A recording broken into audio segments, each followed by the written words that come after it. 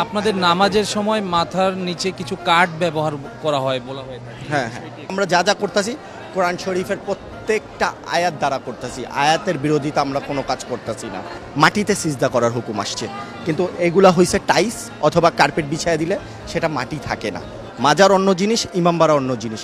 ইমামবাড়া মানে ইমাম হুসাইন আলাইহিস সালামের মাজারের প্রতীক হিসাবে এটা বানানো হয়েছে। হাসান আর হুসাইন জান্নাতের যুবকদের সর্দার। এখন আমরা সবাই জান্নাতে যাওয়ার ইচ্ছুক, কিন্তু জান্নাতের যুবকদের সর্দারকেই চিনি না। পুরান ঢাকার এই হুসেনি দালানের ইতিহাস প্রায় 450 বছরের। প্রতি বছর মহরম মাসে শিয়া সম্প্রদায়ের মানুষজন এই হুসেনি দালানে নানা আয়োজন করে থাকেন। বিশেষ করে মাতম সহ মিছিল সহ বিভিন্ন কর্মসূচি আমরা তাদের দেখতে পাই। তাজিয়া মিছিলও আমাদের চোখে পড়েছে।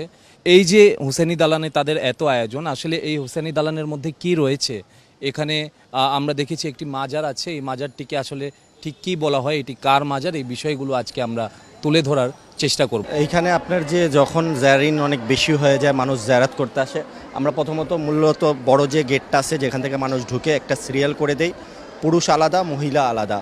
দেন প্রথমে মহিলাদেরকে ছাড়ি, মহিলা খালি হয়, দেন তারপরে আমরা পুরুষদেরকে ছাড়ি, যেন বিশৃঙ্খলা সৃষ্টি না হয়, পুরুষ আর মহিলা যেন একত্রে না হয়। আর আমাদের নামাজের জন্য ওই পুকুর পাড়ে ব্যবস্থা করা হয়েছে, ওখানে আর কি মহিলারা নামাজ পড়ে। আর এখানে নাজারের ব্যবস্থা করা হয়েছে, আপনার যে এখানে নাজার দেওয়া হয়, আর মহিলাদেরকে আমরা এখানে বিতরণ করে দিই, এই আর কি। এটা মাজার না, এটা হয়েছে ইমামবাড়া। মাজার অন্য জিনিস, ইমামবাড়া অন্য জিনিস।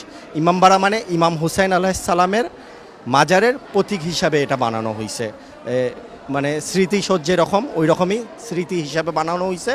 আমরা যেহেতু কারবালাতে নাই, এইখানে আমরা এটা ইমামবাড়া হিসাবে বানানো আছে। আমরা এখানে এসে চুম্বন করি, ইমাম হুসাইনকে স্মরণ করি, কান্না করি, মজলিস করি, মাতাম করি। যেহেতু কারবালার প্রান্তে ইমাম হুসাইনকে 3 দিনের তৃষ্ণার্ত শহীদ করে দেওয়া হয়েছে। কি কারণে শহীদ করে দেওয়া হয়েছে? প্রত্যেকটা মুসলমানের কাছে এটা প্রশ্ন, কি কারণে? ইসলাম যখন ক্ষতিগ্রস্ত হয়েছে, ইয়াজিদ ইবনে মাবিয়া আবু সুফিয়ানের সন্তান, আর মাবিয়া সন্তান হয়েছে আপনার ইয়াজিদ ক্ষমতা দখল করার পরে চেষ্টা করছে ইসলামকে ধ্বংস করে দেওয়ার জন্য। সে মদ খেত, তারপরে মেয়েদের সাথে নাচানাচি করতো, খারাপ কাজে লিপ্ত ছিল। সে যদি ইসলামিক খেলাফাতের মেন হতো, হেড হতো, তাহলে তো ইসলাম পুরো ধ্বংস হয়ে যেত। তো ইমাম হুসাইনের কাছে সে বায়াত তালাব করছে। বায়াত মানে ইমাম হুসাইন জানি তার হাতে হাত দিয়ে দেব, কিন্তু ইমাম হুসাইন বলছে আমি ইয়াজিদের মতো মানুষের হাতে হাত দিব না। তো সে প্ল্যান করছে ইমাম হুসাইনকে হত্যা করার জন্য। তো ইমাম হুসাইন নিজের শহর মদিনার থেকে বের হয়ে গেলেন, তিনি চলে গেছেন মক্কার দিকে। মক্কাতে ছিলেন, তারা প্ল্যান করছে হজের ক্ষেত্রে, হজের সময় ইমাম হুসাইনকে হত্যা করার। তো ইমাম হুসাইন বলছেন যে হজের সময় যদি হত্যা করে কাবার যে পবিত্রতা সেটা নষ্ট হবে। তো উনি ওখান থেকে বের হয়ে গেলেন কুফার উদ্দেশ্যে। তো ওনাকে কুফার দিকে ঢুকতে দেওয়া হয়নি, কারবালার দিকে নিয়ে চলে গেছে। তো ইমাম হুসাইন কারবালাতে যখন গেছেন, তো দেখছেন এরা ওনাকে মারার প্ল্যান করছে, হত্যা করার চেষ্টা করছে। উনি ওই জায়গাটা কিনে নিয়েছেন। জায়গাটা কিনে নিয়ে উনি ওখানে নিজের খেমা বানাইছেন, জানি কেউ না বলতে পারে যে ইমাম হুসাইন অন্য কারো জায়গায় দখল দিয়েছেন। তো তারপরে ইয়াজিদের সৈন্য পাঠানো হয়েছে ওখানে। ইমাম হুসাইনের খেমা যে ফুরাত নদীর পাশে ছিল, ওখান থেকে চাপায়া দেওয়া হয়েছে। চাপায়া দেওয়ার পরে আপনার যে ওনাদের পানি বন্ধ করে দেওয়া হয়েছে। তো 7ই মহরম থেকে ওনাদের পানি শেষ হয়ে গেল। 10ই মহরম ওনারা 3 দিনের তৃষ্ণার্ত ছিলেন। 10 মহরমের সকাল থেকে ওনাদের সাথে যুদ্ধ শুরু করলো। আপনার যে একজন করে শহীদ হওয়া শুরু হলো, 71 জনকে শহীদ করে দেওয়া হলো। তারপরে আপনার যে শেষ ইমাম হুসাইনকেও তারা 3 দিনের তৃষ্ণার্ত গলা জবাই করে হত্যা করে দিয়েছে। তো ইমাম হুসাইন যদি তাদের হাতে বায়াত করত, এর মানে ইয়াজিদ যা করতেছে তার সাথে বৈধতা দিয়ে দেওয়া। তো ইমাম হুসাইন তার সাথে সমর্থন করেননি, নিজের জীবন দিয়ে দিয়েছেন, কিন্তু নিজের হাত দেননি। হাসান আর হুসাইন জান্নাতের যুবকদের সর্দার। এখন আমরা সবাই জান্নাতে যাওয়ার ইচ্ছুক, কিন্তু জান্নাতের যুবকদের সর্দারকেই চিনি না। তো যেহেতু ইমাম হুসাইন আলাইহিস সালামকে আল্লাহর নবী, এত প্রিয়, এত ভালোবাসার মানুষ, উনি ইসলামের জন্য এত বড় ত্যাগ করছে, ওনাকে আমরা কিভাবে ভুলতে পারি? আমরা কারবালার শোকগুলাকে মনে করে, স্মরণ করে এই অনুষ্ঠানগুলো করি, জানি মানুষ জানুক, বুঝুক যে ইমাম হুসাইন আলাইহিস সালাম 3 দিনের তৃষ্ণার্ত শহীদ হয়েছে। এই যে আপনাদের আয়োজনের মধ্যে আমরা দেখি মাতম করা হয়, মাতম করাটা আপনাদের জন্য কম্পালসারি? মাতম করার যে বিষয়টা হয়েছে, মাতাম এটা হইলো একটা পেগাম, মানে মানুষের কাছে প্রচার করা। যে যখন মাতাম মানুষ দেখে, মানুষ চিন্তা করে যে এরা কেন এইভাবে মাতাম করতেছে। যখন মানুষ জানার চেষ্টা করে তখন যে কি হয়েছিল কারবালার সময়, যখন মানুষ জানে তো বুঝতে পারে যে এমন এমন কারবালার সময় আপনার যে ইমাম হুসাইনকে 3 দিনে শহীদ করা হয়েছে। আর মাতম আপনার আগের দিনে যখন কেউ হারায় যেত অথবা কেউ মারা যেত, তাকে স্মরণ করে এভাবে বুক চাপড়ানো হতো, মাথায় বাড়ি দেওয়া হতো, এরকম করা হতো। আপনার যে সূরা ইউসুফে ইউসুফ নবী যখন হারিয়ে গেলেন, তো ইয়াকুব নবী ইউসুফ নবীকে স্মরণ করতেন, নিজের বুকে বাড়ি মারতেন, মাথায় বাড়ি মারতেন আর কন্দন করতেন। অথচ উনি জানতেন যে আমার ইউসুফ মারা যায়নি, জীবিত আছে, কিন্তু ওনাকে স্মরণ করে মাতাম করতেন, মাথা পিটতেন, বুক পিটতেন। এটা কোরআন শরীফেও আছে। আপনার ইউসুফ একজন নবী, তো আর এমন কোনো আমল করতে পারে না যে আমল আপনার ইসলামের বিরোধে যায়।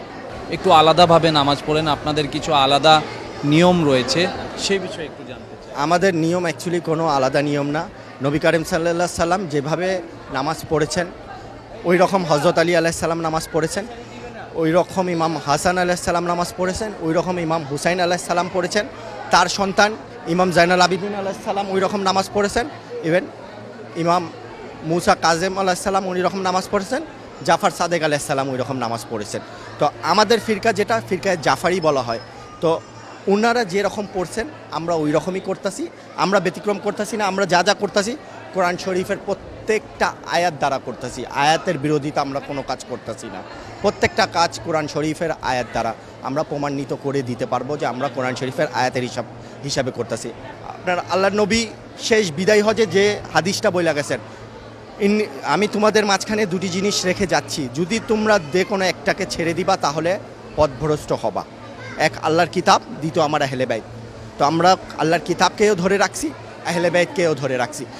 এই কারণে আমরা নামাজ, রোজা, প্রত্যেকটা আমাদের আমল কোরআন শরীফ। আচ্ছা, আপনাদের নামাজের সময় মাথার নিচে কিছু কাঠ ব্যবহার করা হয় বলা হয়ে থাকে। হ্যাঁ হ্যাঁ, কাঠ ব্যবহার করার কারণ হয়েছে যে আমরা অ্যাকচুয়ালি মাটি ব্যবহার করি, ইভেন কাঠ ব্যবহার করি।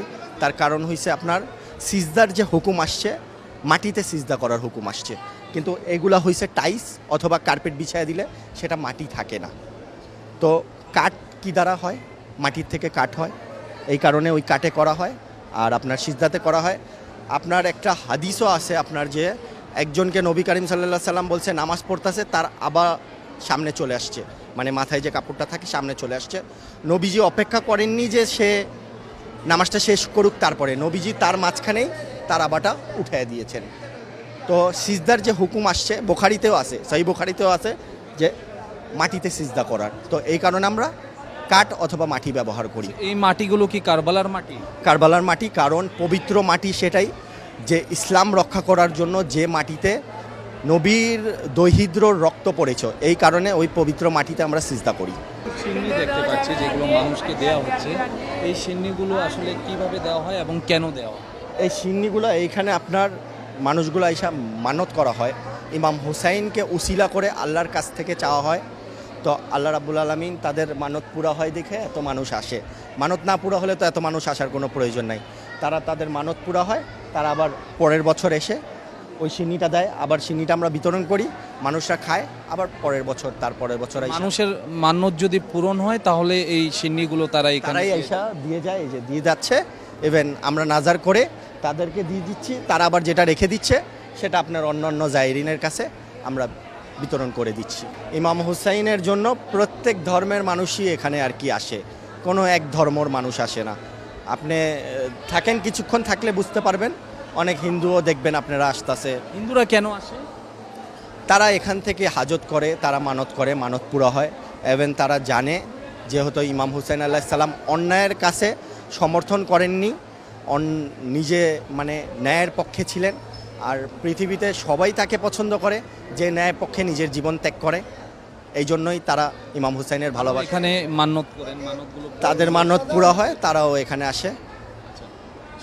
সুন্নিদের সাথে আপনাদের কোনো ঝামেলা হয়? মাঝে মধ্যেই শোনা যায়, অনেক সময় মারামারির মতো ঘটনাও ঘটে। আল্লাহ এটা অন্যান্য জায়গার বিষয়ে জানি না আমি, বাট আমাদের বাংলাদেশে আমরা এইখানে শিয়া সুন্নি সবাই একসাথে মাতাম করি, আজাদারি করি।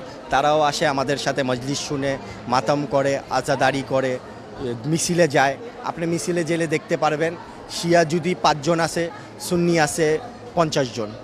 তো আমরা সবাই- পাইকিয়াররা কি এখন আসে পাইকাররা আসে, বাট আমরা তারা যেহেতু অনেকে একসাথে দৌড়ায় দৌড়ায় আসে, তো এই ভিতরে আসলে এই জায়গার আপনার মহিলারা থাকে, অনেক রকম সমস্যা হয়। এই কারণে তাদেরকে ওই বাইরে ওখানে গঞ্জে শাহিদা আছে, ওই জায়গাটায় ওদেরকে বলা হয়েছে, ওই জায়গায় তোমরা তোমাদের সেখানেই দৌড়াদৌড়ি দৌড়াদৌড়ি, ওদের যে নিয়ম আছে ওই নিয়মটা গঞ্জে শাহিদার সামনে ওই মেন মাঠের ওই পাশে আছে, ওখানে মহিলারা থাকে না, ওখানে তারা তাদের নিয়মগুলো পালন করে আর কি। দেশে দেশে সবার সাথে দ্য নিউজ।